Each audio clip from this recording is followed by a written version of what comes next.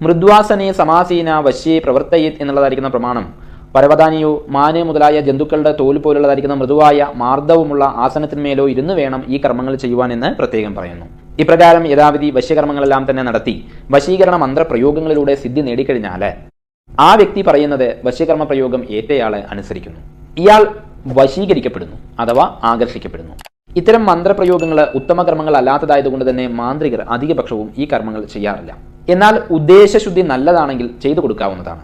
ഉദാഹരണമായിട്ട് സൽഗുണസമ്പന്നയായ ഒരു ഭാര്യ നല്ലതായ പല കാര്യങ്ങളും പറഞ്ഞിട്ടും കേൾക്കാതെ മോശമായ വഴികളിൽ കൂടിയോ അല്ലെങ്കിൽ അന്യ സ്ത്രീകളിൽ ആസക്തനായോ നടക്കുന്നതായിരിക്കുന്ന ഭർത്താവിനെ തിരിച്ചു ലഭിക്കുവാൻ വേണ്ടി ആ സാധു സ്ത്രീ അപേക്ഷിച്ചാൽ ഈ കർമ്മം മാന്ത്രികൻ നടത്തി കൊടുക്കുക തന്നെ വേണം. ലക്ഷ്യം മാർഗത്തെ സാധൂകരിക്കുന്നു. ഈ പരിതസ്ഥിതിയിൽ ഭർത്താവ് ആവശ്യപ്പെട്ടാലും നടത്താവുന്നതാണ്. അല്ലാതെ സ്വാർത്ഥ ലാഭത്തിനായി കൊണ്ട് മറ്റുള്ളവരുടെ ചിന്താഗതിയെ മാറ്റുവാൻ വശ്യകർമ്മങ്ങൾ യാതൊരു കാരണവശാലും പ്രയോഗിക്കുവാൻ പാടില്ല.